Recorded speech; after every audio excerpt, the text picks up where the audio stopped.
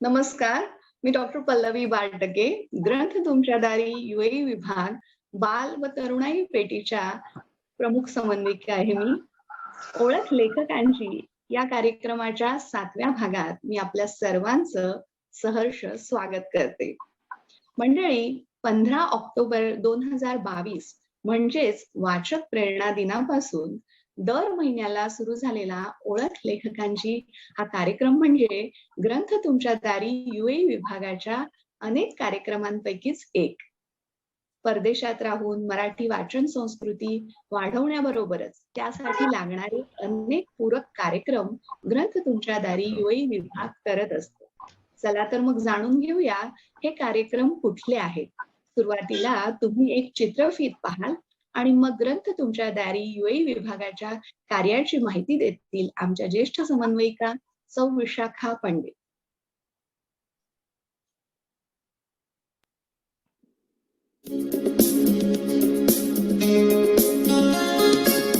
ग्रंथ हवे मज, ग्रंथ हवे तुझ, ग्रंथ हवे मज, ग्रंथ हवे तुझ, ग्रंथ पोचवू घरोघरी, ग्रंथ पोचवू घरोघरी, ग्रंथ तुमच्या दारी आले, ग्रंथ तुमच्या दारी आले, ग्रंथ तुमच्या दारी.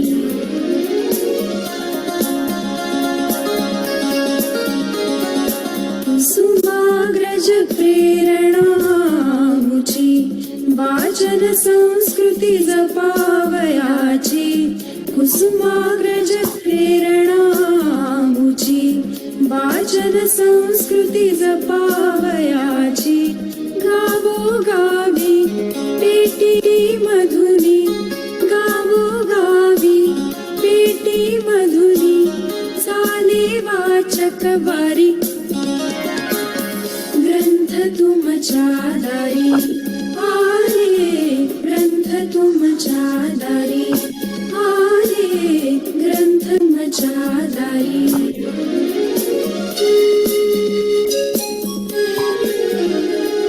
प्रतिष्ठानचा ग्रंथ श्वास हो, विनायकाचा तोच ध्यास हो, प्रतिष्ठानचा ग्रंथ श्वास हो, विनायकाचा तोच ध्यास हो.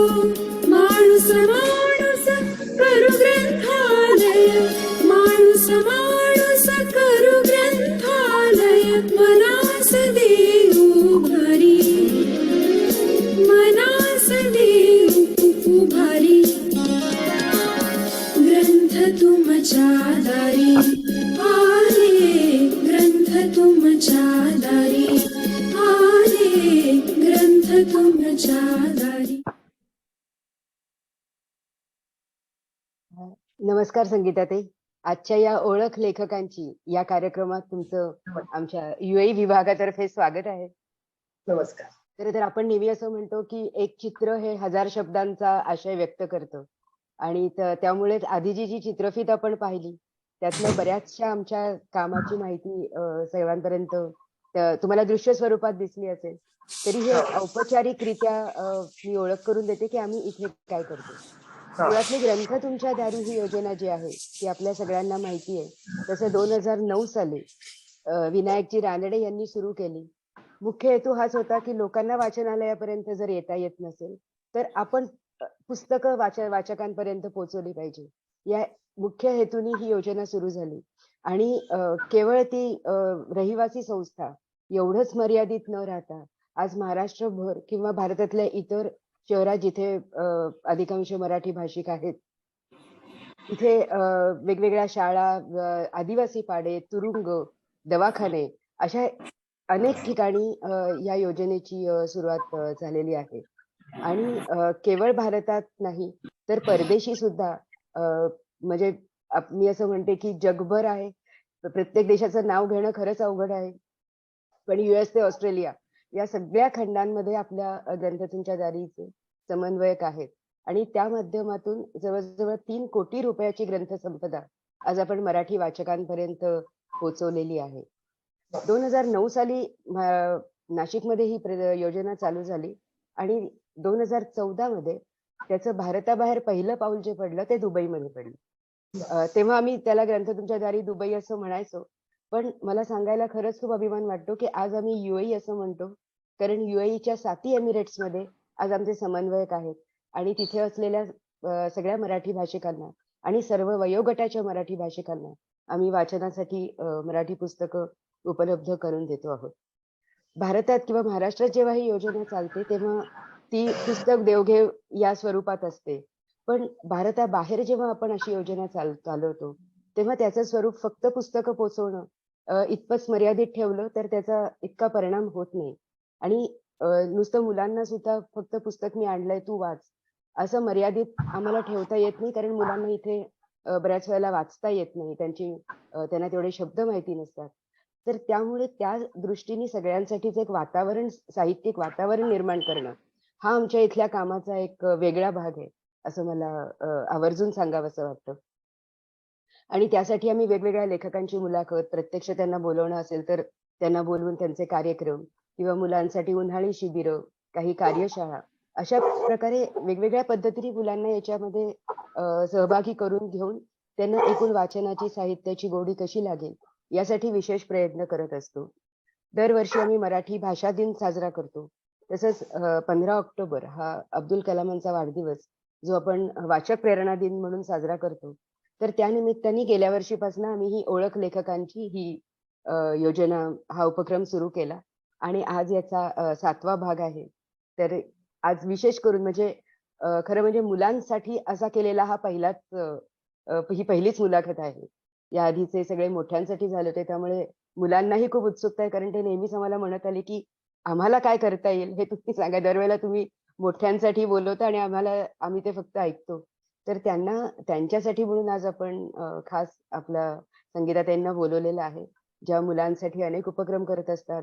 म्हणजे मी जसं म्हटलं, की ग्रंथ तुमच्या दारीचा हेतू पण सगळ्यांना ह्याची साहित्यिक जाणीव वाढवणं आहे. तसं संगीताताई ही फक्त लेखक नाहीयेत, तर त्या या दृष्टीनेही कुमार वयातील मुलांसाठी किंवा इतर बालवाचकांसाठी काम करत असतात.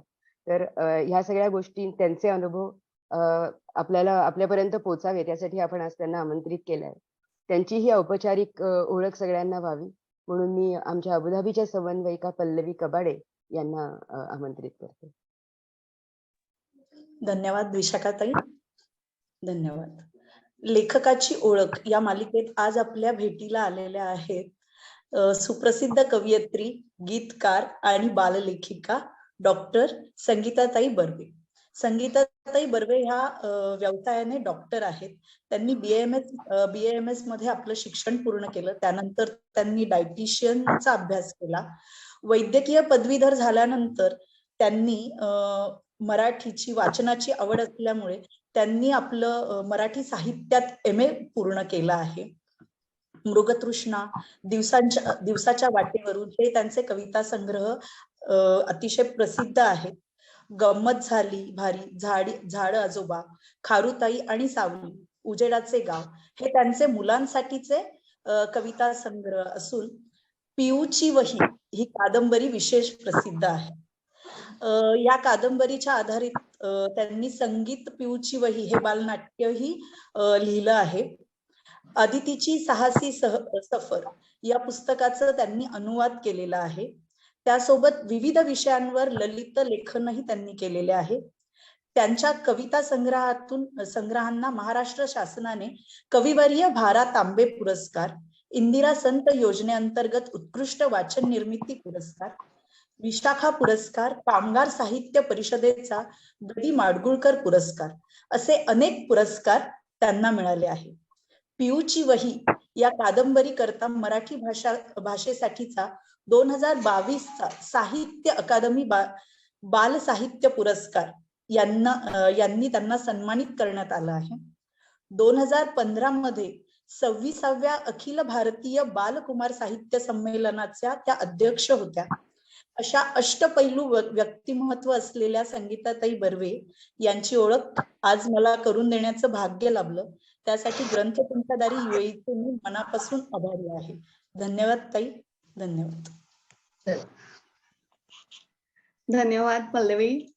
खरंच आपल्या वैद्यकीय व्यवसायाला सांभाळत, मनाची रुजुता जपत, उत्तम साहित्य निर्मिती करणाऱ्या, तसंच छोट्या मुलांसाठी खास करून साहित्य लेखन करणाऱ्या, अनेक साहित्यिक पुरस्कारांबरोबरच साहित्य अकादमीच्या पुरस्कारावर सुद्धा आपली नाममुद्रा उमटवणाऱ्या सुप्रसिद्ध बाललेखिका डॉक्टर संगीता बर्वे यांच्याशी आपण आज इथे गप्पा मारणार आहोत.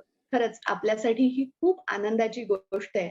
नमस्कार संगीताताई, आपलं स्वागत आहे. नमस्कार. मंडळी, मला तुम्हाला इथे सांगायचंय की सगळे छोटी मुलं आणि पालकही आजच्या ह्या सेशनसाठी खूप उत्सुक आहेत. त्यांच्या मनातही अनेक प्रश्न आहेत. तर तुम्ही तुमचे प्रश्न संगीताताईंना नक्की विचारू शकता. तुमचे जे काही प्रश्न असतील ते तुम्ही चॅट बॉक्स मध्ये लिहावेत आणि आमच्यापर्यंत पोहोचवावेत. आपण या सेशन नंतर पालक आणि मुलांच्या प्रश्नोत्तरांचं सेशन पण घेणार आहोत. तर संगीताताई, मला तुम्हाला असं विचारायचंय की व्यवसायानं आपण डॉक्टर आहात, तर घरात गायकीचा खूप चांगला असा वारसा आहे. आपण एक उत्कृष्ट गीतकार आहात. नुकतंच धर्मवीर या चित्रपटातलं आपलं गुरुपौर्णिमा हे गीत गाजलं आणि एक प्रतिभावंत बालसाहित्यकारही आहात. पण ह्या सगळ्यामध्ये कुठल्या संगीता बर्वे आपल्याला जास्त जवळच्या वाटतात आणि का? बापरे, फार अवघड प्रश्न विचारलात तुम्ही. खरं असं काही मी अजूनपर्यंत तसा विचार केलेला नाही की मला कुठलं जवळचं वाटतं. कारण ज्यावेळी मी जे लिहित असते त्यावेळेला मी त्यातली झालेली असते. खरं तर म्हणजे ज्यावेळेला मी काही गाणी लिहित असते त्यावेळेला मी बाकीचं सगळं विसरलेले असते आणि गीतकार या भूमिकेत शिरून त्या गाण्याच्या, गीतकार म्हणजे गाण्यात काय लिहायचे आपल्याला त्या याच्यात शिरून मी ते लिहित असते. बालसाहित्य लिहिते तेव्हा ते पूर्ण वेळ तिथे असते, पूर्ण माझं मन तिथे असतं. पण तसं म्हणायला गेलं तर कविता ही माझ्या सगळ्यात जवळची आहे असं मला वाटतं. ती खूप आतली गोष्ट आहे आणि बाकी लिहिताना सतत ते एक मन त्याच्यामध्ये ठेवायला लागतं. म्हणजे कादंबरी लिहितोय आपण मुलांसाठीची, तर ती वर्षानुवर्षे ती लिहिली जात असते. तसं कवितेचं काय असतं की मनात ती असते आणि ती पूर्ण झाली की तिथे संपते आणि पुढे परत वेगळं काही सुरू होतं. म्हणजे त्यातून मी बाहेर पडलेली असते. कुठल्याही गोष्टीतून असंच असतं. खरंच खूप असं वैविध्यपूर्ण लेखन आहे तुमचं. एकीकडे बालसाहित्यामध्ये फारसं काही लिहिलं जात नाही अशी ओरड होत असताना तुम्ही मात्र बालसाहित्यात खूप काही लिहून ठेवलेत. म्हणजे कविता लिहिल्या आहेत, गाणी लिहिली आहेत, मुलांची नाटुकली लिहिलेली आहेत, त्याबरोबर तुम्ही गोष्टी लिहिलेली आहेत, संस्कृत पुस्तकांचे अनुवाद केलेले आहेत. तर असं वैविध्यपूर्ण लिखाण तुम्ही केलेलं आहे. तर मग हे सगळं करत असताना मला तुम्हाला असं विचारायला आवडेल की बालसाहित्य लेखनाकडे तुम्ही कशा वळलात? नाही, वळले वगैरे असं काही नाही खरं. म्हणजे मुद्दामून आपल्याला काही लिहायचंय आता बालसाहित्य लिहून पाहू असं काही नाही. मला ते उत्स्फूर्तपणे मला वाटतं की हे आपण लिहावं आणि ते माझ्याकडून लिहिलं गेलं. खरं तर ते आपोआप लिहिलं गेलं. ती प्रोसेस होती ती अशी उत्स्फूर्त होती की मला सुचतंय आणि मी लिहिते, सुचतंय आणि मी लिहिते, अशा प्रकारे लिहिलं गेलं. म्हणजे मुद्दाम ठरवून असं काही बालसाहित्य लिहायचं आपल्याला असं नव्हतं. मला त्याची मुळात आतून अतिशय आवड होती आणि ते सहज प्रेरणेने येत होतं, म्हणून खरं तर ते लिहिलं गेलं. आणि मग त्यात माझं मन रमून गेलं इतकं की मी भरपूर लिहित गेले. मला सुचत गेलं काय असेल ते, पण लिहित गेले मी तो धागा पुढे नेऊन. मी एके ठिकाणी असं ऐकलं होतं आपल्या एका मुलाखतीत की पियूची वही या ज्या आपल्या पुस्तकाला साहित्य अकादमीचा उत्कृष्ट बालसाहित्याचा पुरस्कार मिळालाय, ते म्हणजे तुमचंच रूप आहे, तुमचंच बालपण आहे, जे तुम्ही पियूच्या रूपातनं रंगवलंय.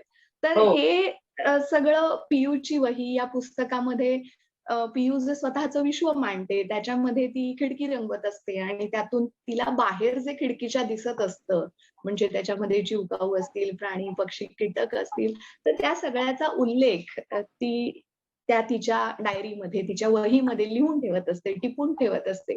पण ही एक छोटी मुलगी आहे, तरी तिच्या ह्या विश्वाचा उल्लेख करताना कुठं मोबाईल नाहीये, टीव्ही नाहीये, ह्याचं आश्चर्य वाटतं. म्हणजे हे विचारण्याचा माझं कारण हे असं आहे, की चिऊ, काऊ, खारुताई ह्या गोष्टी आमच्या पिढीला जितक्या पटकन कळतील, तितकंच आजच्या पिढीची मुलं ही मोबाईल, इंटरनेट, आर्टिफिशियल इंटेलिजन्स याच्याशी लवकर कनेक्ट होतात.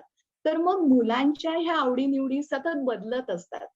तर मुलांना ह्या गोष्टींमध्ये कसं गुंतवून ठेवायचं किंवा त्या प्रकारानं बालसाहित्य कसं लिहून ठेवता येतं, याबद्दल आम्हाला काहीतरी सांगा.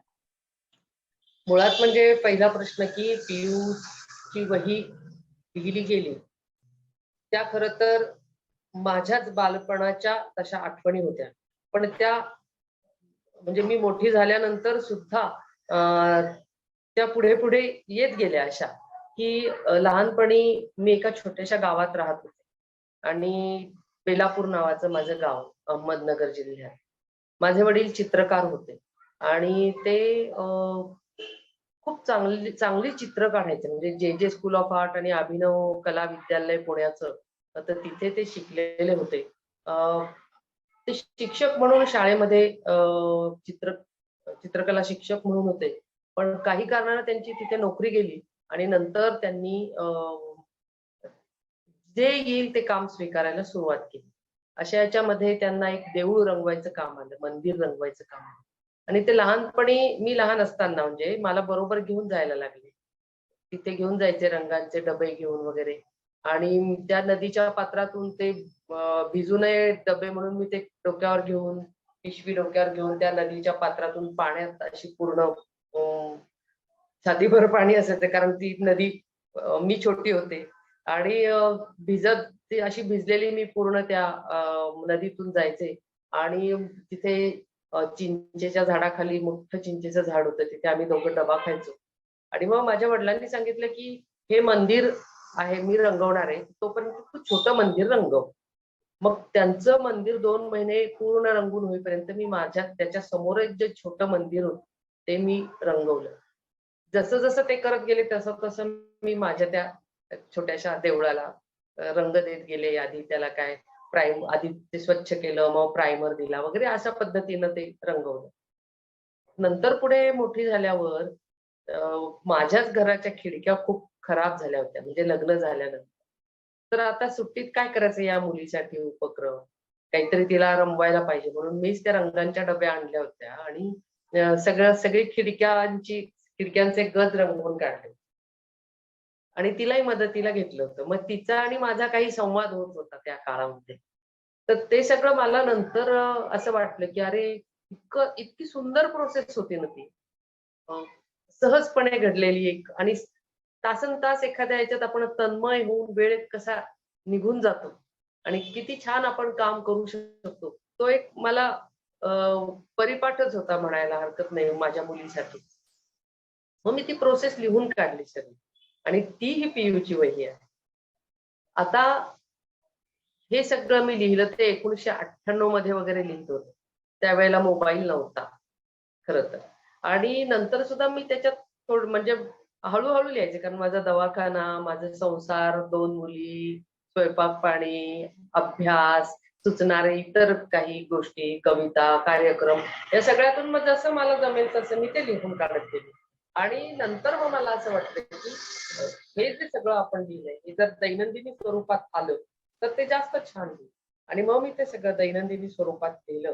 आमच्या प्रकाशकांनी म्हणजे ज्योत्स्ना प्रकाशनाचे मिलिंद परांजपे त्यांनी सुद्धा याच्यामध्ये मला काही गोष्टी सुचवल्या आणि मग ही पीयूची वही 2017 साली प्रकाशित झाली. म्हणजे तो स्पॅन खूप मोठा आहे पण शांतपणे लिहित गेलं की मुलांना कसं आवडेल मग ती मुलं लिहायला कशी लागतील हा एक विचार माझ्या मनामध्ये आला की आपण जे लिहितोय ते आपण लेखक म्हणून लिहितोय हे ठीक आहे पण आपली प्रेरणा घेऊन मुलांनी लिहायला पाहिजे. मुलं लिहिती व्हायला हवीत वाचती व्हायला हवीत यासाठी काय करता येईल म्हणून मग मी त्याच्यामध्ये काही गोष्टी अशा सहजपणे आल्यात त्या सुद्धा आणि त्या मुलांना भावल्या मुख्य म्हणजे आवडल्या मुलांना की अरे हे असं आपण लिहू शकतो. तर महाराष्ट्रातल्या अनेक मुलांनी स्वतःच्या वह्या लिहिल्या पीयूची वही जशी माझी प्रकाशित झाली, त्याच्यानंतर मग मुलांनी श्रद्धाची वही, तपनची वही, ऋत्विकची वही, अशा स्वतःच्या वह्या अशा जवळजवळ 100 मुलांनी अशा मला फोटो पाठवलेत की हे बघा आम्ही आमची वही तुमची वही वाचून लिहायला सुरुवात केली. तर ही सगळ्यात मोठी गोष्ट माझ्यासाठी आहे की मुलं लिहिती झाली, हे यश आहे. म्हणजे बाकी पुरस्कार मिळाला असता नसता तरी हा पुरस्कार माझ्यासाठी खूप मोठा होता की आपलं पुस्तक वाचून मुलं स्वतः लिहायला लागलीत आणि वाचायला लागली. खूपच छान. म्हणजे डायरी ही प्रत्येक जण लिहितच असतं आणि आपल्या सगळे सिक्रेट्स असतात ती त्या डायरीत लिहिलेली असतात आणि फार खास लोकांनाच ती डायरी दाखवली जाते. बरेच वेळेला मुलं पण बरंच काही लिहित असतात. तर यातून मुलं जे लिहितात ते प्रकट कसं करू शकतील? म्हणजे जसं तुम्ही ती डायरी लिहिलीत, पीयूची डायरी म्हणून, पण त्या पीयूच्या डायरीला एक मूर्त स्वरूप आलं आणि त्याचं एक छान पुस्तक रूपानं आमच्या समोर आलं. तर ते लेखन मुलं कसं करू शकतील? किंवा मुलांना जर असं काही क्रिएटिव्ह येत असेल, तर मुलं त्याला मूर्त स्वरूप कसं देऊ शकतात? आता बघा तुम्ही मुलांना चांगलं, आता तुमच्याकडची जी मुलं आहेत त्यांच्याकडचे अनुभव वेगळे आहेत की भारतातून दुबईपर्यंत ती कशी गेली किंवा तुमच्या कुठे कुठे परदेशात कशी गेली किंवा परदेशातले त्यांचे अनुभव काय आहेत, त्यांचं शिक्षण कसं आहे हे त्या इथल्या मुलांना सांगू शकतील की तुमची शाळा कशी आहे, तुमच्या मावशा, तुम्ही मावशा म्हणतात ते त्या कशा आहेत, तुमच्या आसपासचं वातावरण कसं आहे, तुम्ही काय वाचता, तुमचं दैनंदिन जीवन कसं आहे, त्यामध्ये काय काय घटना घडतात, हे सगळं जर त्यांनी थोडं थोडं करत रोज 10 ओळी, जरी 10 ओळी लिहायच्या असं ठरवायचं, ते फार नाही, एक 10 ओळी तर सहज लिहिता येतात. आजच्या दिवसात काय घडलं असं करत करत जर त्यांनी कन्सिस्टन्सी ठेवली तर 365 दिवसात बघा ना किती ओळी लिहून होती. बरं 365 दिवस काही मुलं इतकं नियमानं लिहिणार नाही. 100 दिवस जरी लिहिलं 365 दिवसांमधलं तरी सुद्धा खूप होऊ शकतं. आणि असं जर त्यांनी सातत्य ठेवलं तर त्यांच्यामध्ये लेखनाची आवड जोपासली जाईल. मुख्य म्हणजे त्यांचे विचार सुरू होतील की अरे आपल्याला आता काय लिहायचं. पीयूची वहीमध्ये तेच आहे, तिला आधी लिहिताच येत नाहीये. ती आधी म्हणते मला कंटाळा आला, मला आळस आला, पण लिहायचं तर आहे मला. मग नंतर तिला हळूहळू विश्व सापडत जातं, हळूहळू तिचं जग सापडत जातं आणि मग ती लिहायला लागते आणि मग तिला ते जमायला लागतं. आणि आता तिनं इतकं लिहिलंय त्यानंतर पीयूची वही भाग 2 सुद्धा येतोय. ती आता अरे वा. मोठी झाली. हा, आणि मोठी झाल्यानंतर तिला आता असं वाटायला लागली की अरे काय लिहावं बरं आपण, आणि ती शोधून काढते आणि ते नंतर ती लिहिते. म्हणजे ती प्रोसेस सुरू आहे त्याची, हे मला त्यातून दाखवायचंय. तर मुलांनी असं जर एक त्यातून काय म्हणूया एक प्रेरणा घ्यावी.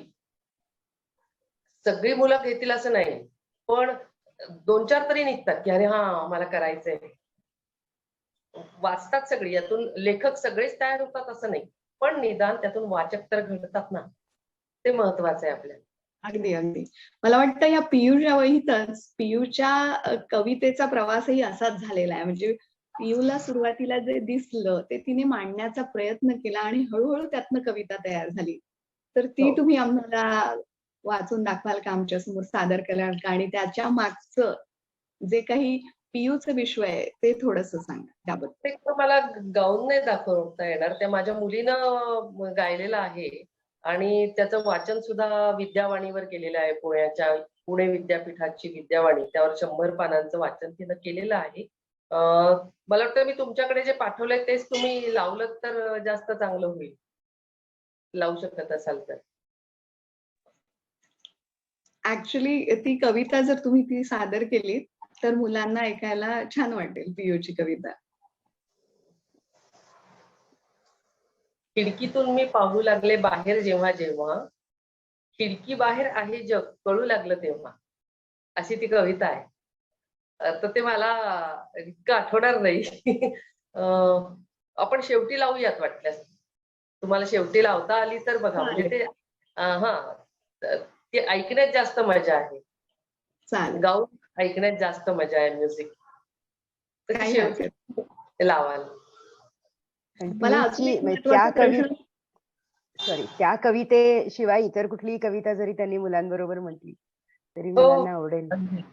आता मी तुम्हाला दाखवते, हे झाड आजोबा नावाचं पुस्तक आहे. हा कविता संग्रह आहे आणि यातली सगळी जी चित्र आहेत ही सगळी माझ्या धाकटी मुलगी 7वीत होती त्यावेळेला, आणि सुट्टीत काय करायचं, तर मग मी तिला म्हटलं की आता या कवितांवर तू चित्र काढ वाचून, आणि मग तिनं एक एक कविता वाचली आणि त्यावर छान छान चित्र काढली. तर मला वाटतं असं सुद्धा मुलं करू शकतात की काही मुलांना समजा लिहिता नाही आलं तर जे लिहिलंय त्यावर मुलं चित्र काढू शकतात, किंवा एखादी कविता आवडली तर त्यावर एखाद्या मुलाचं चित्रकला चांगली असेल तर ते चित्रही काढू शकतात. आता एक कविता मी तुमच्या समोर सादर करते. या कवितेचं नाव आहे झाड आजोबा. आजोबांच्या आजोबांनी लावलं होतं झाड, आजोबांच्या आजोबांनी लावलं होतं झाड, असं काही वाढलं म्हणता अगदी ताडमाड. उंच उंच फांद्या त्याच्या पालवी हिरवीगार, उंच उंच फांद्या त्याच्या पालवी हिरवीगार, लाल लाल फुलं आणि सावली गारेगार. फांद्यांवरती पाखरांनी इतकी बांधली आहेत घरटी की इवल्या इवल्या पिल्लांची धांदल उडते नुसती. झाड आजोबांचं वय सांगता येत नाही, झाड आजोबांचं वय सांगता येत नाही, खूप माया करतात जरी बोलता येत नाही. झाड आजोबांचा असा दराराच मोठा, झाड आजोबांचा असा दराराच मोठा, तोडू पहाल कुणी तर पाठीत बसेल छोटा. अहो तोडू पहाल कुणी तर पाठीत बसेल छोटा. तर अशी ही झाड आजोबा, म्हणजे झाड आजोबा का म्हटलं झाडाला, तर झाड खूप मोठं आहे, खूप वयाचं आहे आणि ते आजोबांच्या वयाचं झालंय, म्हणून ते झाड आजोबा असं कवितेला नाव दिलेलं आहे. खूपच छान. हाच विषय माझा पुढचा प्रश्न होता, पण तो तुम्ही आधीच घेऊन टाकलात, की तुमच्या पुस्तकांची खासियत म्हणजे याचं जे मुखपृष्ठ असेल किंवा आतली जी चित्रणं आहेत, इलिस्ट्रेशन्स आहेत, ती तुम्ही मुलांकडून करवून घेतलेली आहेत. तुमच्या मुलींनी पण ह्याच्यात तुम्हाला हातभार लावलेला आहे. तर मला वाटतं मुलांना थोडं याबद्दल पण सांगावं. कारण जी मुलं नुसतं लेखन करू शकत नाहीत, ती मुलं या बाबतीत सुद्धा छान असतात. त्यांना ह्याच्यात ओढा असतो. मग ह्या मुलांनी कसं काय याच्यामध्ये स्वतःचा विकास करावा याबद्दल पण थोडंसं सांगा आम्हाला. आता तुम्ही मगाशी एक प्रश्न विचारला होता की पीयूच्या वहीमध्ये मोबाईल नाहीये, मोबाईल कमी आहे, हो की नाही. तर मुलांनी ना जरा हातातला मोबाईल, आता मोबाईलवरच काम करतोय खरं तर, पण चांगल्या गोष्टींसाठी मोबाईलचा उपयोग करायला त्यांनी शिकायला पाहिजे. हे फार महत्वाची गोष्ट आहे. कारण मुलं काय करतात, खूप गोष्टी असतात मोबाईलवर, चांगल्या चांगल्या गोष्टी असतात, पण ते सोडून बाकीच्याच गोष्टींकडे मुलं धावतात असं एक लक्षात आलेलं आहे. तर एकतर मोबाईलचा चांगला सदुपयोग करणं ही महत्वाची गोष्ट आहे. आणि खूप वेळ जरी त्या मोबाईलचा उपयोग खूप असला तरी आपण वाचन, मुख्यतः पुस्तकं वाचणं हे फार महत्वाचं आहे असं मला वाटतं. कारण मोबाईलचं वाचन जरी कितीही आपण केलं ना तरी ते असं लगेच लक्षात राहील असं नाही होत. पण एक संपूर्ण पुस्तक जर आपण वाचलं ना तर ते कायमसाठीच लक्षात राहतं आपल्या. कारण मोबाईलवर भरपूर साठा आहे, भरपूर माहिती आहे, विविधता आहे, विपुलता आहे, सगळं आहे. पण ते एकदम सगळं अंगावर आल्यासारखं पण होऊ शकतं कधी कधी मुलांच्यासाठी. पण एकच पुस्तक आहे आणि ते पुस्तक सतत त्याच्या जवळ आहे, तर त्या पुस्तकाबद्दल मुलाला प्रेम निर्माण होऊ शकतं, त्याचं कव्हर लक्षात राहू शकतं मुलांच्या, त्यातले चित्र लक्षात राहू शकतात आणि आपण काय वाचलंय त्या आयुष्यभर त्याच्या लक्षात राहतं. आता आपण सुद्धा बघा ना, आपल्याला लक्षात राहते की नाही, आपण चांदोबा वाचत होतो, त्या चांदोबामध्ये विक्रम आणि वेताळच्या गोष्टी असायच्या, किंवा आणखी काय काय पुस्तकं छोटी छोटी वाचत असो. अल्लाउद्दीन आणि जादूचा दिवा होता, टिमटिम सारखी पुस्तकं होती. ही पुस्तकं आपण अजूनही आपल्याला ते सगळं लक्षात आहे, त्यातली चित्र लक्षात आहे, तो वेताळ कसा आहे, तो टिमटिम कसा आहे हे लक्षात राहतं. तर मुलांनी पुस्तक वाचन हे सुद्धा म्हणजे हे सोडू नये कधीच, असं मला वाटतं. त्यांना वाचनाची सवय ही लागायला पाहिजे, ती आपणही लावायला पाहिजे आणि मुलांनी सुद्धा हळूहळू त्यात इंटरेस्ट घेऊन, त्यात रस घेऊन, हातात पुस्तक घेऊन 2 पुस्तकं आपल्या बॅग मध्ये ठेवून सतत एक आपलं काय म्हणूया, आई बाबा कसे जवळ असतात ना आपल्या मुलांच्या, तर आई बाबा फार जवळ नसतील कदाचित, नोकरीवर असतील, पण ती पुस्तकं हे आपले आई बाबा आहे असं त्यांनी समजावं आणि आपली आवडती पुस्तकं जवळ ठेवावी. तर त्याच्याबद्दल मग मग त्यांना ते प्रेम माया निर्माण व्हायला लागेल. खरंच म्हणजे ग्रंथ तुमच्या दारी इथं परदेशात लोकांमध्ये त्यांच्या मुलांमध्ये मराठी संस्कृती आणि वाचन संस्कृती रुजवण्याचा वाढवण्याचा जो प्रयत्न करत असते, त्या दृष्टीने विविध कार्यक्रमही आयोजित करत असते. तर मुळामध्ये इथे जी परदेशात वाढलेली मुलं आहेत त्यांच्या शैक्षणिक अभ्यासक्रमामध्ये मराठी हा विषय नसतो, तरी देखील मराठीची मातृभाषेची आवड त्यांच्यात निर्माण व्हावी हे त्यांच्यापेक्षा त्यांच्या पालकांनी जाणणं जास्त गरजेचं आहे.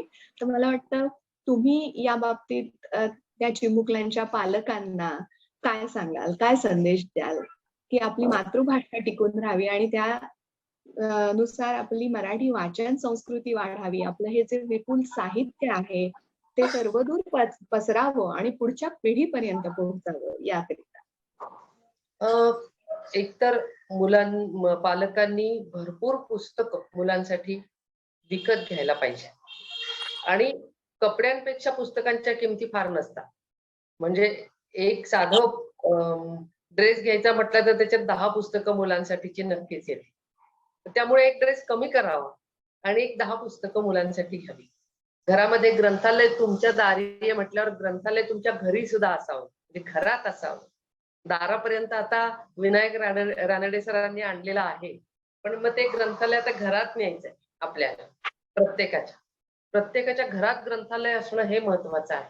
आता तुम्ही माझ्याकडे बघत असाल तर हे एवढंच कपाट नाहीये आणि हे केवळ इथे दिसण्याकरता लावलेलं नाहीये, कारण ते इथे प्रत्येक ठिकाणी मी मोबाईल ठेवला तर प्रत्येक ठिकाणी हीच अवस्था आहे की कुठेतरी तुम्हाला पुस्तकं दिसतील घरामध्ये प्रत्येक जागी.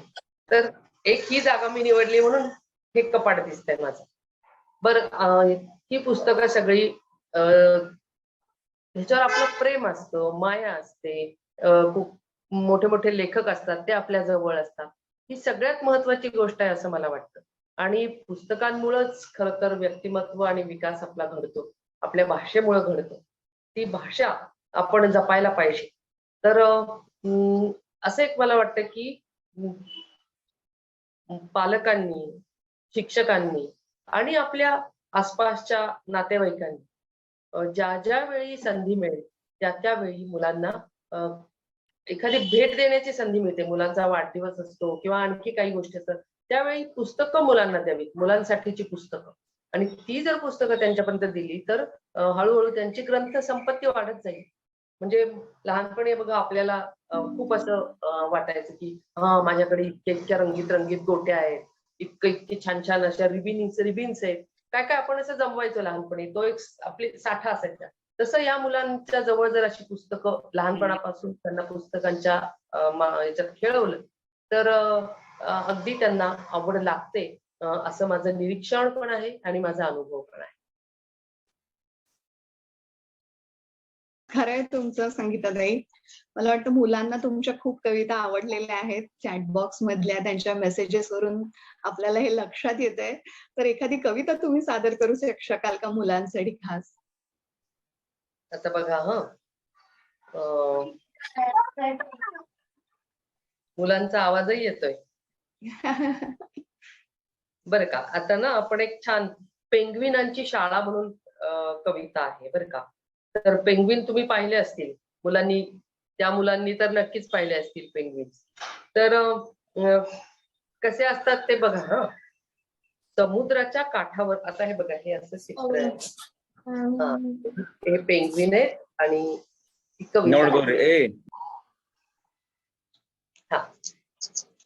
समुद्राच्या काठावरती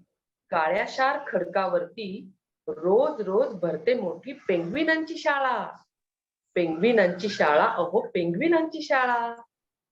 पेंग्विनांच्या शाळेमध्ये एकसारखे मुलं मुली. पेंग्विनांच्या शाळेमध्ये एकसारखे मुलं मुली, एकसारखा त्यांचा गणवेश पांढरा आणि काळा. पेंग्विनांची शाळा, अहो पेंग्विनांची शाळा. लपक छपक एकसारखी कवायत. कसे चालतात पेंग्विन? लपक झपक एकसारखी कवायत, एकसारखा खेळ त्यांचा, थांबा किंवा पळा. पेंग्विनांची शाळा, अहो पेंग्विनांची शाळा. एकसारखा डबा त्यांचा. कशी मुलं आहेत ती पेंग्विनांची मुलं आहेत बरं काही. एकसारखा डबा त्यांचा, एकसारखा खाऊ त्यात, रोज रोज ताजा ताजा मासा निळा निळा. पेंग्विनांची शाळा, अहो पेंग्विनांची शाळा. एकसारखे आई बाबा. पेंग्विनांचे आई बाबा कसे असतात? एकसारखे असतात. एकसारखे आई बाबा, एकसारखी त्यांची मुलं. एकसारखे आई बाबा, एकसारखी त्यांची मुलं, तरी पेंग्विन ओळखतात आपापल्याच बाळा. पेंग्विनांची शाळा, अहो पेंग्विनांची शाळा. म्हणजे सगळे पेंग्विन एकसारखे असतात दिसायला, त्यांची बाळ पण एकसारखी असतात, पण प्रत्येक पेंग्विन आई बाबा आपल्या पेंग्विन बाळाला ओळखतो बरोबर आणि तो त्याला घेऊन जातो बरोबर. अशी ही पेंग्विनांची शाळा, अशी ही कविता आहे. खूप छान, खूप छान, खूपच सुंदर. म्हणजे मुलांच्या विश्वात रमून त्यांच्यासारखा विचार करून लिहिलेली ही कविता खरंच खूप कनेक्ट व्हायला होतंय. खूपच सुंदर, खूपच छान. धन्यवाद. आता अशीच तुम्हाला एक, आता या मुलांचं मला म्हणजे कितपत त्यांना मराठी कळतं हे माहिती नाहीये खरं तर, पण गोगलगाय माहिती आहे का त्यांना? गोगलगाय म्हणजे स्नेल. मुलांनो, गोगलगाय माहिती आहे ना तुम्हाला? हो मॅम. हो. हा, मग अरे किती गोड, किती छान हो मिळाले सगळे. वा वा वा. हे बघ, ही गोगलगाय आहे. हा, ही गोगलगाय दिसते का तुम्हाला? पावसाळ्यात तिच्या पाठीवर असं मस्त एक घर असतं, शंख असतो, हो की नाही, गोगलगाईच्या पाठीवर. तर ती काय म्हणते, आणि ती हळूहळू चालते की नाही गोगलगाय. तिची कविता आहे बरं का लिहिलेली. अहो अहो ऐकलं काय, अहो अहो ऐकलं काय, मॅरेथॉन मध्ये भाग घ्यायचा म्हणते आहे गोगलगाय. पाठीवरती घर घेऊन सांगा ही पळणार कशी, मुलखाची ही हळूबाई इतकं अंतर जाणार कशी. सांगून पाहिलं सगळ्यांनी, पण कुणाच ऐकलं नाही. पाठीवरच्या घरासकट उभी राहिली गोगलगाय. 1 2 3 4 पळत सुटले सगळे धूम. 1 2 3 4 पळत सुटले सगळे धूम. डुग्गू डुग्गू चालता चालता गोगलगाय झाली सुम. म्हणजे सुम झाली म्हणजे दमली, हलत नाही, बोलत नाही. एकदम हिला झालं काय, आले जरा म्हणत तिने हळूच घेतला काढता पाय. फारच बाई माणसं क्रॅक, एवढं कुठं पळतात काय. फारच बाई माणसं क्रॅक, एवढं कुठं पळतात काय. पाठीवरच्या घरात शिरून बडबडत बसली गोगलगाय. पाठीवरच्या घरात शिरून बडबडत बसली गोगलगाय. तर अशी ही गोगलगाईची कविता. क्या आणि बात ती- आहे, किती सुंदर. अगदी मजेशीर मॅरेथॉनला निघालेली गोगलगाय. खूपच छान, खूपच छान. अशा छोट्या छोट्या कविता मुलांना आवडतात आणि मुलं सुद्धा काय काय मग करायला लागतात, त्यातली स्वतः लिहायला सुरुवात करतात. आता एक वेडा उंट नावाची कविता आहे बरं का. वेडा उंट दिसतोय उंट, आणि त्याची छोटीशी कविता आहे. तर काय, आता जमिनीतले, आता ते खुंट वगैरे शब्द मुलांना कितपत कळतील, पण आता आपला सेशन हा झालेला आहे, त्याच्यानंतर तुम्ही या कविता मुलांना परत एकदा समजावून सांगू शकता. समजा पहिल्यांदा कळल्या नाहीत त्यांना, तर दुसऱ्या तिसऱ्यांदा तर नक्कीच कळतील. काही एखादा शब्द त्यांना अडलेला असतो. बरोबर. वाळवंटातली मुलं आहेत तिकडची, दुबईतली, म्हणजे उंट तर सगळ्यांनाच माहिती आहेत. Desert safari. मग जमिनीतले तोडून खुंट, धावत सुटला वेडा उंट. जमिनीतले तोडून खुंट, धावत सुटला वेडा उंट, खाल्ले त्याने आईस्क्रीम गार, म्हणून झाली सर्दी फार. खाल्ले त्याने आईस्क्रीम गार, म्हणून झाली सर्दी फार.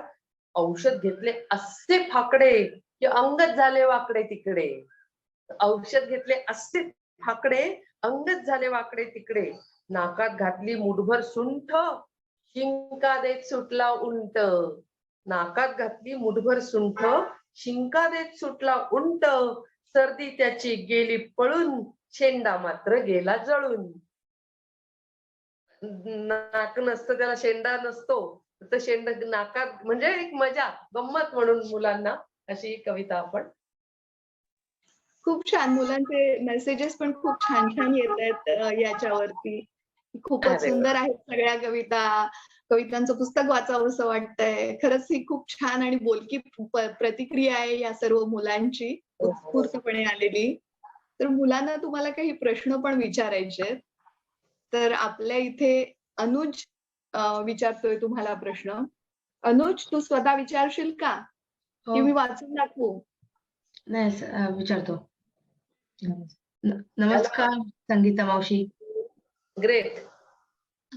माझा प्रश्न असा आहे की आता तुम्ही ती पेंग्विनची शाळा होती त्याच्यात तुम्ही असे चित्र पण ठेवलेले, पण सगळीकडे चित्र ठेवले तर ते छोट्या मुलांची बुक वाटते ना.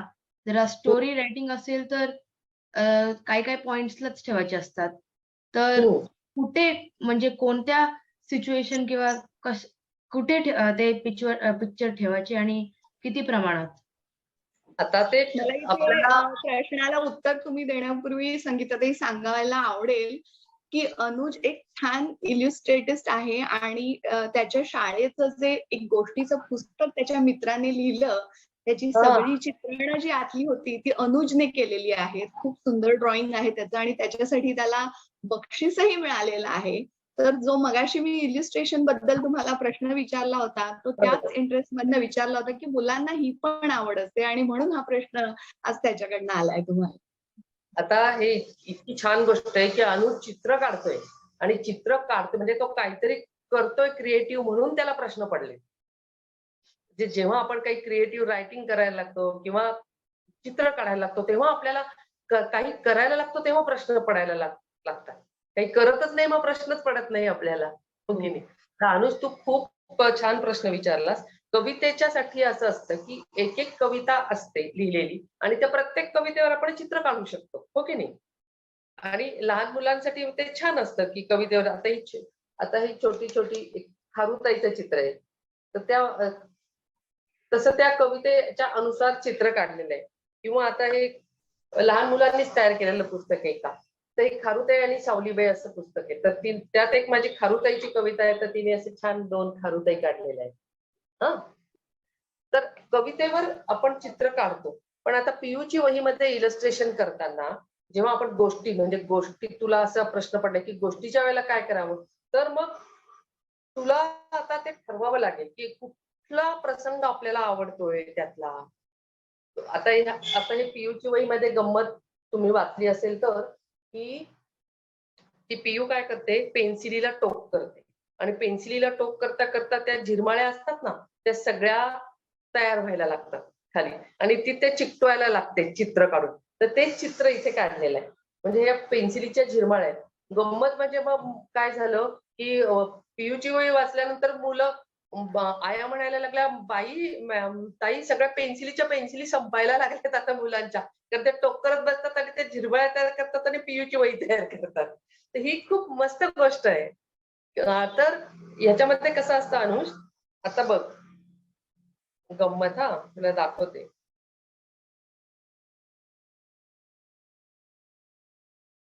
आता ती फिरायला निघतीये, पीयू फिरायला चाललीये, तर मग तिचे फक्त बूटच काढलेत बघ इथे. बूट मोठे काढलेत. मग असं तुला ठरवावं लागेल. आता तो एक पॅरेग्राफ वाचला, 1-2 पॅरेग्राफ वाचले की तुला ठरवावं लागेल. तुझ्या मनात कुठलं तरी दृश्य येईल, हो की नाही, कुठलं तरी चित्र येईल, कुठली तरी कल्पना येईल तुझ्या मनामध्ये. याच्यावर काय बरं काढावं आपण, काय काढता येईल, त्याच्यावर तुला चांगला विचार करावा लागेल आणि तो विचार करून मग त्या गोष्टीनुरूप तुला तुझ्या विचारानं चित्र काढावं लागेल. मग ते कुठे काढायचं, त्याची प्लेसमेंट काय आहे, कसं काढायचंय, पेन्सिलने काढायचंय की काय करायचंय आणखी, हे सगळं तुला ठरवावं लागेल. म्हणजे त्याची मांडणी सुद्धा. तर हं. हे तुला हळूहळू येत जाईल.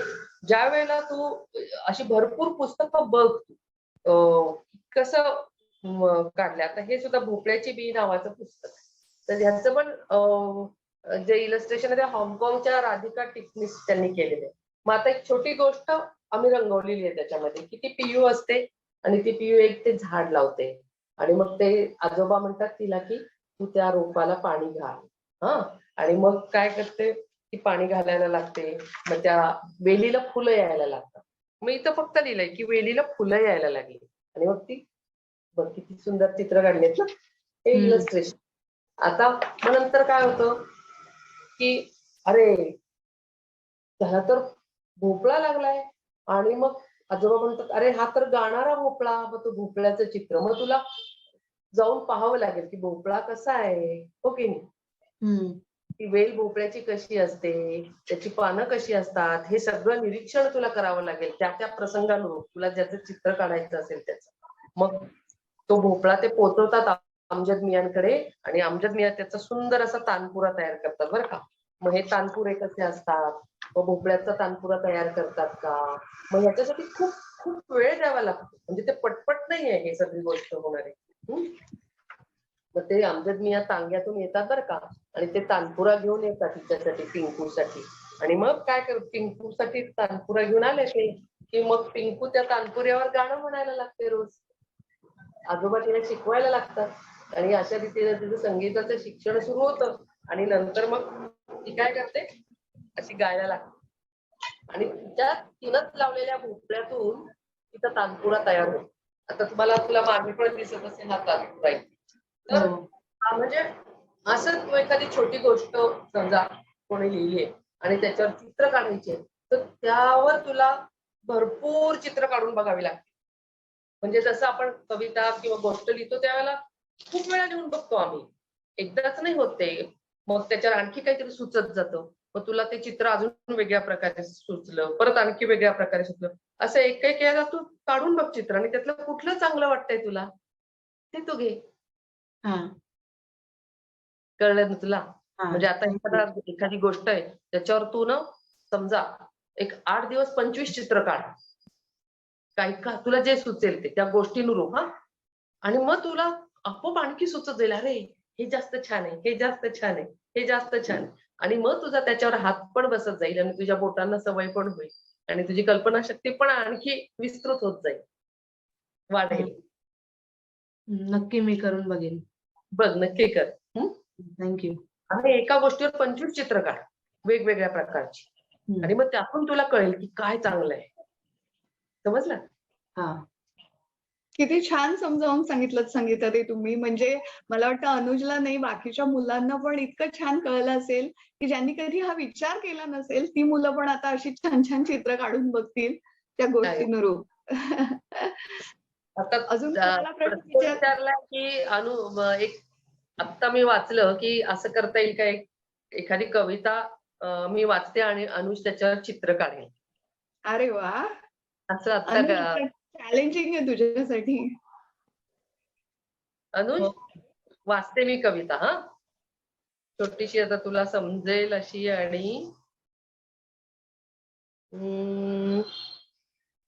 बाकीच्या मुलांनी पण प्रयत्न करायला हरकत नाही. मला वाटतं एक छान ऍक्टिव्हिटी होऊन जाईल त्या मुलांसाठी. ज्याला जसं जमतंय ती काढा आणि तुमचे फोटो आम्हाला पाठवा. आम्ही संगीताताईंना तुमचे सगळे फोटो पाठवून देऊ. आणि आत्ताच काढायला पाहिजे असं पण नाही. आधी कविता ऐका आणि नंतर त्याच्यावर तुम्ही विचार करून चित्र काढलं तरी चालेल, किंवा ज्यांना आत्ता जमत असेल त्यांनी आत्ता काढलं तरी चालेल, हो की नाही. तर अनुज मी वाचते कविता. हा, वाचू? इवल्या इवल्या कुंडीमध्ये रोप लावलं छान. इवल्या इवल्या कुंडीमध्ये रोप लावलं छान. एके दिवशी फुटलं त्याला हिरवं हिरवं पान. हिरव्या हिरव्या पानामध्ये फूल आलं लाल. हिरव्या हिरव्या पानामध्ये फूल आलं लाल. अशी कशी जादू झाली, कळी होती काल. हिरव्या हिरव्या पानामध्ये फूल आलं लाल. अशी कशी जादू झाली कळी होती काल. रोप म्हणालं छोटी ताई आहे की नी छान. रोप म्हणालं छोटी ताई आहे की नी छान. तिनं पाणी घातलं म्हणून फुटलं मला पान. पान म्हणालं छोटी ताई आहे किती गोड. पान म्हणालं छोटी ताई आहे किती गोड. रंगीत पाना फुलांची भारी तिला ओढ. फूल म्हणालं छोटी ताई आहे की नाही हुशार. ते बोलतायत बरं का, झाडातली पानं फुलं कळी एकमेकींशी बोलतायत एकमेकांशी. मग फूल म्हणालं छोटी ताई आहे की नाही हुशार. तिच्याच वेणीमध्ये मी ऐटीतच बसणार. अहो तिच्याच वेणीमध्ये मी ऐटीतच बसणार. तसं की इवल्या इवल्या कुंडीमध्ये रोप लावलं छान. एके दिवशी फुटलं त्याला हिरवं हिरवं पान. हिरव्या हिरव्या पानामध्ये फूल आलं लाल. अशी कशी जादू झाली कळी होती काल. रोप म्हणालं छोटी ताई आहे किती छान. तिनं पाणी घातलं म्हणून फुटलं मला पान. पान म्हणालं छोटी ताई आहे किती गोड. रंगीत पाना फुलांची भारी तिला ओढ. फूल म्हणालं छोटी ताई आहे की नाही हुशार. तिच्या वेणीमध्ये मी ऐटीतच बसणार. तिच्याच वेणीमध्ये मी ऐटीतच बसणार. असं क्या बात है, क्या बात है. खूपच सुंदर, खूपच सुंदर. अनुज साठी मी 2दा वाचली ती कविता, त्याच्या लक्षात यावी म्हणून. अनुज बरोबर अन्वय नावाचा एक मुलगा आहे मराठी शाळेचा. तोही सुंदर चित्र काढतो. हो की नाही अरे वा. विद्या? हा, म्हणूनच मी ही कल्पना दिली. इतकं सुंदर म्हणजे डोळ्यासमोर दृश्यच येत आहेत आता तेव्हापासून. म्हणून म्हटलं सगळ्या मुलांनी जर प्रयत्न केला. अनुजने काढलं का ग चित्र? मला इतकी उत्सुकता लागली. इतक्या लवकर नाही होणार, त्याला वेळ देऊ आपण. बरं बरं बरं. म्हणून मी म्हटलं मुलांनी छान चित्र काढा आणि आपण ती संगीताताईंपर्यंत पोहोचवूया. नक्की नक्की. दुसऱ्या कुठल्या पालकांना किंवा मुलांना काही प्रश्न विचारायचे आहेत का?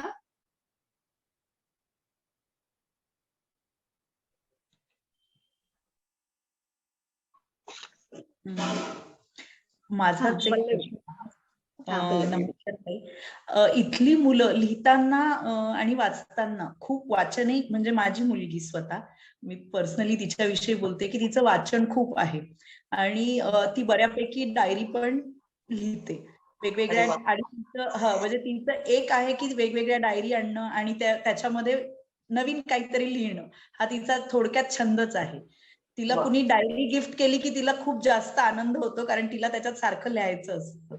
परंतु ते लिहित असताना ना कधी कधी काय होतं की माझी खूप इच्छा असते की तिने काहीतरी मराठीतून लिहावं, परंतु माहिती नाही की शब्दसंग्रह कमी पडतो किंवा काय, तर तिचा सगळा कल हा इंग्रजी माध्यमाकडे जास्त वळलेला दिसतो. तर मग अशा वेळेला पालकांनी त्यांना फोर्स करणं गरजेचं आहे का की थोडं तरी मराठीत लिही, किंवा ते जे लिहितायत ते ज्या भाषेत व्यक्त होत आहेत ती भाषेत त्यांना व्यक्त होऊ द्यावं? नाही, त्यांच्यात ते जे लिहितात त्यांना उत्स्फूर्तपणे जे येतंय ते लिहून द्यावं खरं म्हणजे. पण त्यांच्या समोर आपण खूप मराठीची पुस्तकं ठेवावी. ती जर ठेवली तर हळूहळू त्यातलं काही घेऊन त्यांची शब्दसंपत्ती वाढत जाईल वाचनातून. मुख्य म्हणजे मुलांना शब्दकोश पण घेऊन द्यावे आपण. त्या शब्दकोशातून. आवाज गेला ताई तुमचा आवाज गेला. हा, माझा हॅलो येतोय? नाही. हा येतोय, आता आम्हाला येतोय. हा, तर मुख्य म्हणजे काय की शब्दकोश सुद्धा मुलांना घेऊन द्यायला पाहिजे, की त्याच्यातून त्यांना त्याचा अर्थ, एखादा शब्द सहज म्हणून डिक्शनरी त्याला म्हणतो आपण. मराठीची डिक्शनरी असते, जसे इंग्लिश मराठी डिक्शनरी असते तसे मराठी डिक्शनरी सुद्धा असते. तर त्याच्यातून त्यांना मग वेगवेगळे शब्द, वेगवेगळे त्या शब्दांचे अर्थ, एका शब्दाचे किती अर्थ होऊ शकतात किंवा एका अर्थाचे किती शब्द असतात, असं त्यांना ते कळत जाईल आणि त्यातून त्यांची मराठीची गोडी वाढत जाईल. सुद्धा होत काय तुमच्याकडे कसं आहे की सगळीकडे इंग्लिश बोललं जात असणार आहे, बाहेर सुद्धा मुलं इंग्लिश बोलत असणार आहेत, आसपास काय म्हणूया त्यांना व्यवसायातले लोक किंवा त्यांना भेटणारे लोक, रिक्षा, बसेस, सगळीकडे त्यांना इंग्लिश बोलावं लागत असणार आहे. त्यामुळं नॅचरली नाही का त्यांचं ते त्या भाषेतच बोलणार की जे समोरच्या भाषेत बोलतात. त्यामुळे आपण मग घरामध्ये मराठी बोलावं त्यांच्याशी जास्त करून, किंवा तुम्ही म्हणता तसं शनिवार रविवार मराठीचा तास त्यांच्या शाळेमध्ये मराठी शाळा जर असेल तर जास्त चांगलं होईल. म्हणजे आठवड्यातनं 2 दिवस जरी त्यांनी मराठी शिकली तिथे तरी त्यांना त्याचा उपयोग होईल आणि ते विसरणार नाहीत आपली भाषा. हा, म्हणजे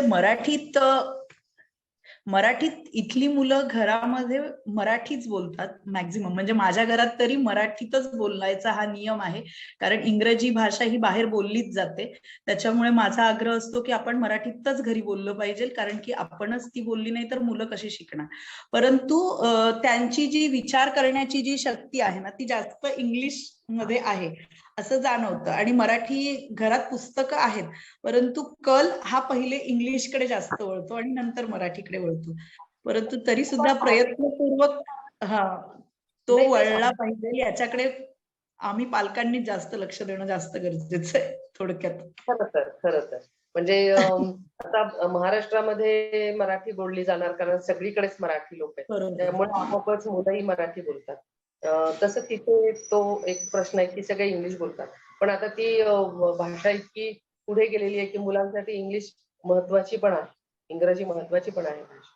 पण आपली भाषा विसरता कामा नये यासाठी जरूर प्रयत्न करायला पाहिजे. कारण आता तर काय मराठी मुलं सुद्धा जर्मन भाषा शिकतायत, स्पॅनिश शिकतायत, फ्रेंच शिकतायत. तसं त्यांना एक मराठी भाषा म्हणून सुद्धा त्याचा एक विचार व्हायला पाहिजे आणि ती मोठ्या प्रमाणात शिकवली गेली पाहिजे. तर त्याचा चांगला त्या मुलांसाठी उपयोग पण होईल आणि आपल्या मातृभाषेत आपण काही विचार करू शकतो ते पण त्यांना. बरोबर, नक्कीच. धन्यवाद ताई. मला वाटतं मुलांचे आणि पालकांचे प्रश्न संपलेले आहेत. आता आपण वळूया विनायकजींकडे, कारण विनायकजींचे जे काही विचार असतात, त्यांचे जे काही यामागे आमच्यासाठी आम्हाला दिलेलं त्यांनी पाठबळ असतं, त्याची आम्ही तुलनाच करू शकत नाही. कारण कुठलाही कार्यक्रम असू दे, कुठलंही काम ग्रंथ तुमच्या दारी युएई करत असू दे, त्यासाठी विनायकजी नेहमी आमच्या पाठीशी उभे राहतात आणि पूर्णपणे सहकार्य करतात. त्यांच्या या पूर्ण पाठिंब्यामुळेच आज ग्रंथ तुमच्या दारी युएई वेगवेगळे कार्यक्रम करू शकत आहेत. आमच्या ग्रंथ दिंडीचे प्रणेतेच आहेत ते. तर विनायकजी, आपण जर इथे उपस्थित असाल तर मी आपल्याला 2 शब्द बोलण्याची विनंती करते.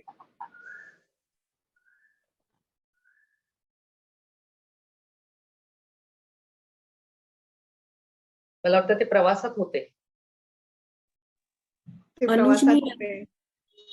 अनुजनी हात वर केलाय, तर काही बोलायचं असेल. हो, माझं काढून झालंय चित्र. अरे वा, अरे वा, सुंदर, हा खूप सुंदर. पालन जर आता प्रश्न आलाय कसं हे झाड इतकं वाढलं आणि हा फूल हसतोय. हसतंय म्हणजे ते फुल तू जिवंत केलंयस हो एक व्यक्ती म्हणून. हो, ओके, एक माणूस, त्याला एक तू माणूस पण दिलाय, त्याला जिवंतपणा दिलाय. ते बाळ हसतंय, फुल बाळ झालंय ते. तर खूप सुंदर काढलंय. ती कुंडी, ते फुल बोलतंय त्या मुलीशी आणि हसतंय ते.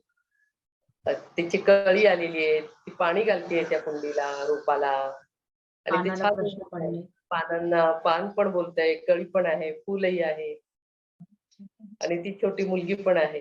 गोडच, खूप सुंदर, खूप सुंदर, थँक्यू. खूपच छान. वा, खूप छान अनुज, खूपच सुंदर. म्हणजे तू इतकं छान केलंयस तर निश्चितच अजून प्रयत्न केलास तर तुला तुझ्या प्रश्नाचं उत्तर मिळेल. जसं ताईंनी सांगितलं त्याप्रमाणे तू जर आपलं काम चालू ठेवलंस आणि त्याच्यावर रिहर्स करत राहिलास तर नक्कीच छान इलिस्ट्रेशन्स अजून तुझ्याकडनं केली जातील. मला वाटतं विनायकजी प्रवासात आहेत, तर मी आमच्या शारजा विभागाच्या समन्वयिका सौ आरती अडके यांना या कार्यक्रमाचं आभार प्रदर्शन करण्याची विनंती करते. संगीताताई, आज खूप छान मार्गदर्शन झालंय तुमचं मुलांना. खूप खूप धन्यवाद आपले. नक्की आपण पुन्हा भेटूया. इतकी मुलं जर छान काम करत असतील ही, तर त्यांना भेटायला पुन्हा आवडेल मला. आणि शेवटी आमचं सुद्धा काम काय की मराठी भाषा तुमच्यापर्यंत आणणं. ग्रंथ तुमच्या दारी आणि मराठी भाषा तुमच्या दारी, घरी मराठी भाषा तुमच्या घरी. तर त्यासाठी आमचे प्रयत्न आहेत, जसे विनायक रानडे करतायत तसं आम्ही सुद्धा हेच काम करतोय. तर आपण पुन्हा भेटूयात. अनुज सारखी जर ही मुलं असतील छान कविता म्हणणारी, ताईंनी सांगितलं मावशींनी की आमची शाळा मराठी शाळा दर आठवड्याला असते. तर ही सुद्धा खूप चांगली गोष्ट आहे की तुम्ही तिथे मराठी चांगल्या अर्थानं जगवताय. आणि मी सगळ्यांना बघतीये तुम्हाला की तुम्ही खरोखर अतिशय चांगल्या प्रकारे तिथे मराठीचा विकास म्हणूया आणि तुमची स्वतःची त्यात काय म्हणू, तुम्हाला स्वतःला वाटतंय खूप काहीतरी असं की आपल्याला जगवायला पाहिजे, आपली मराठी भाषा टिकायला पाहिजे. तर ही सगळ्यात महत्वाची गोष्ट आहे की तुम्हाला त्याची जाणीव आहे. त्यामुळे ज्याला जाणीव असते तो माणूस नक्कीच काम करतो त्याच्यात. त्यामुळं नक्कीच टिकणार मराठी भाषा. जसं यांना वाटतं की इंग्लिशमध्ये विचार करतात, तर मुलं मराठीमध्ये सुद्धा विचार करून लिहितील एक दिवशी. मला एक प्रश्न विचारला चालेल का? हो, विचार. मला स्मिता ताई असा प्रश्न होता की मला सुद्धा लेखनाची आणि कविता करायची आवड आहे. पण आता तुमच्या एवढ्या कविता आणि लेखन बघितल्यावरती मला असा प्रश्न पडतो की आपण बऱ्याचदा एखादं लिखाण करतो, एखादी कविता लिहितो आणि मग ती कविता ती ती फायनल करायची प्रोसेस तुमची कशी आहे? की एकदा लिहिल्यानंतर तिला परत एकदा, दोनदा, तीनदा असे 5-6 ड्राफ्ट होतात आणि त्यानंतर मग ती ॲज अ मूर्त स्वरूपात येते, की साधारणतः त्याचं ढोबळमानाने निश्चित होते आणि मग त्याला फक्त थोडंसं टचअप करून ती कविता होते? कारण का आपण एकदा लिहिली, एक आपल्या मनात जे विचार असतात ते आपण पटापट लिहून घेतो. पण ती तेवढी स्पष्ट कधी-कधी नसते सुद्धा. मग ते आपल्याला वाटतं आपण परत. तर साधारणतः हा थोडासा एक थिअरेटिकल प्रश्न आहे, पण मला वाटलं हा तुम्हाला विचारावा, कारण हे तुमचं लेखन आणि कविता बघून मला राहवलं नाही हा प्रश्न विचारायला. आता असा एक माझा संग्रह आहे, अंतरीच्या गर्भी म्हणून. हा नवीन आलेला संग्रह आहे, निवडक कवितांचा. नंतर हा एक दिवसाच्या वाटेवरून नावाचा संग्रह आहे. तर अशी काही पुस्तकं आहेत अशासाठी दाखवली की याच्यावर कविता लिहिताना तुम्ही म्हणता तसं उत्स्फूर्तपणे सुचतं आणि आपण ते लिहून ठेवतो पटकन. पण ते लिहून ठेवून दिल्यानंतर समजा एक 2-4 महिन्यांनी आपण पाहिलं किंवा आपल्याला त्यातलं काही सुचलेलं नसतं, तर ते आपल्याला नंतर आपोआप दुरुस्त करता येतं. अजून 3-4 महिन्यांनी पाहिलं तर एखादा शब्द कुठेतरी अडकलेला असतो आणि तो पटकन सुचतो. म्हणजे असं मला चालता एकदा तर 20 वर्षापूर्वी लिहिलेली कविता आणि मी पावसात चालत जात होते आणि एकदम तो शब्द सुचला, अरे हे पाहिजे होतं इथे, आणि ती कविता तेव्हा पूर्ण झाली माझी. म्हणजे प्रत्येक कवितेला एक वेळ द्यावा लागतो. कधी ती पटकन एखादी उत्स्फूर्तपणे सुचते आणि ते सगळं जसं तसं छान असतं. काही वेळेला तसं होत नाही. त्यामध्ये संस्करण करत जावं लागतं, बदल करत जावे लागतात. एखादा शब्द वेगळा आणखी चांगला सुचू शकतो. तर असं ते संचित असतं. ते खूप वर्ष असं ठेवलं की नंतर हळूहळू तयार होतं. धन्यवाद.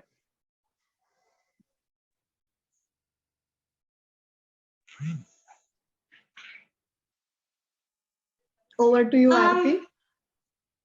पल्लवी बहुतेक मावशी? विनायकजी घेऊन झालेले आहेत. मावशी, हा बोल. मी पण एक ड्रॉइंग केलं. अरे वा, मस्त मस्त, खूप छान. थँक्यू. येस, खूप छान. मावशी, थँक्यू. मॅम, मी पण एक ड्रॉइंग काढली आहे. अरे वा, सगळे तुम्ही मुलं किती छान आहात आणि किती. मावशी,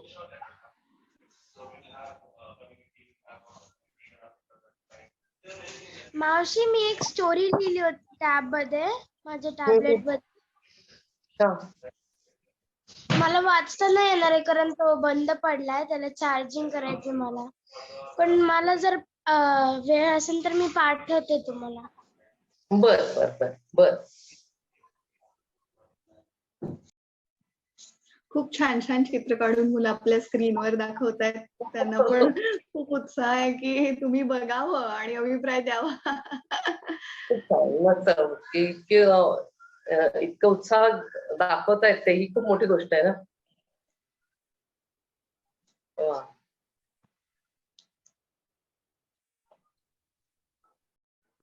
विनायकजी आहेत का? विनायकजी मीटिंग मध्ये आहेत. त्यांनी आपल्याला शुभेच्छा दिलेल्या आहेत. आपण आभार प्रदर्शनाकडे वळतोय आता. आणि घेऊ एखादा सेशन मुलांकरता पुन्हा. नक्कीच नक्कीच.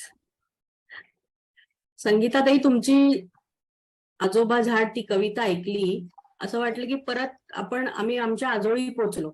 सगळीच मोठी माणसं पोचली असतील, कारण तो अनुभव आम्ही जरी इथे राहत असलो तरी आम्ही आधी तो अनुभव घेतलेला आहे. धन्यवाद. नमस्कार, मी आरती अडके, शारजा बालपेटी समन्वयिका. आजचा कार्यक्रम संपूच नाही असंच वाटत होतं. अगदी परत एकदा लहान झालं असंच वाटत होतं. तुमच्यासारख्या गीतकार, कवयित्री, बाललेखिका, डॉक्टर आणि गृहिणी अशा अष्टपैलू व्यक्तिमत्वाचं आज आम्हाला मार्गदर्शन लाभलं. आणि वेळात वेळ काढून तुम्ही आम्हाला आणि आमच्या बालवाचकांना तसेच पालकांना जे काही मार्गदर्शन केलं त्याबद्दल तुमचे खूप खूप आभार. आणि आजच्या तुमची जी समर्पक ओळख करून दिली त्याबद्दल आमची अबुधाबीची समन्वयिका पल्लवी कबाडे हिचेही खूप खूप आभार. आम्ही जो काही कार्यक्रम करतो याच्यासाठी वेगवेगळे कार्यक्रम करतो, लेखकांना बोलवतो, यासाठी आम्हाला विनायकजींचं जे काही मार्गदर्शन लाभतं, नेहमीच आम्हाला त्यांचं खूप सहकार्य असतं या गोष्टींसाठी. तर मी विनायकजींचेही आभार मानते. आणखीन आज जे काही ही जी मीटिंग घडवून आणली, हा कार्यक्रम सगळा अरेंज केला त्याबद्दल पल्लवी बारटक्के, आमची अबुधाबीची समन्वयिका, बालपेटी आणि तरुणाई पेटीची मुख्य समन्वयिका, तिचेही मी आभार मानते. तसेच आज तुम्हाला सगळी माहिती दिली विशाखाताईंनी. आमचं ग्रंथ तुमच्या दारीचं जे काही काम चालतं ते कशा पद्धतीने चालतं ही संपूर्ण माहिती आम्हाला आमच्या ज्या मुख्य आणि ज्येष्ठ समन्वयिका आहेत विशाखाताई पंडित त्यांनी दिली. त्याबद्दल मी त्यांचे मनपूर्वक आभार मानते. आणखीन आम्हाला जे हे कार्यक्रम आता आपण झूमवर केलाय, हा टेक्निकल सपोर्ट, हा तांत्रिक सहाय्य आज आम्हाला दिलं ते डॉक्टर प्रसाद बारटक्के, त्यांचे मी खूप आभार मानते, मनपूर्वक आभार. आणखीन हा कार्यक्रम ज्यांच्यामुळे व्यवस्थित म्हणजे त्याला एक शोभा आली, ते आपले महत्वाचं काय की आपली मुलं आणि पालक. त्यांनी उपस्थितीशिवाय हा कार्यक्रम होणं शक्य नव्हतं. तर हा सर्व त्यांनी जो उत्साह दाखवला, मुलांनी जो उत्साह दाखवला, चित्र छान छान काढून दाखवली, काही तर मला वाटतं गोष्टी पण लिहिल्या आहेत, त्या पण तुम्हाला ते लगेच तयार आहेत दाखवायला. तर हा जो त्यांनी उत्साह दाखवला त्याबद्दल मी आमचे बालवाचक आणि पालक यांचे मनापासून आभार मानते. आणि त्यांनी परत आम्हाला अशीच सहकार्य करावं अशी मी आशा करते. आणि आता हा कार्यक्रम संपत आहे असं मी सांगते. आणि आपण आता एक फोटो काढायचा, तर सगळ्यांनी कॅमेरा ऑन करावा अशी मी विनंती करते सगळ्यांना. Pallavi, over to you. धन्यवाद आरती. सगळ्यात म्हणजे या कार्यक्रमाच्या सादरीकरणासाठीची मदत लागली आणि आभार प्रदर्शन छानपणे सादर केलं त्याबद्दल तुझेही खूप मनापासून आभार आरती. आज आपल्याकडे मराठी शाळेची मुलं आलेली आहेत, त्यांच्या शिक्षिका आलेल्या आहेत, तसंच दासबोध वर्गाचीही मुलं आलेली आहेत आणि आपले बालवाचक आहेत, आपले विविध समन्वयक आहेत. तर सगळ्यांचे पुन्हा एकदा मनापासून आभार. आणि डॉक्टर संगीता बर्वे आजच्या ज्या आपल्या वक्त्या होत्या, बाल साहित्यकार डॉक्टर संगीता बर्वे यांचे मी पुन्हा एकदा मनापासून आभार व्यक्त करते.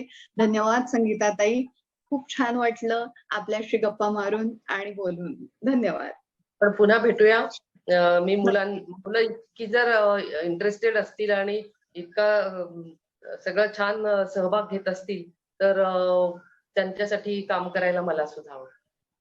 धन्यवाद. नक्की भेटूया.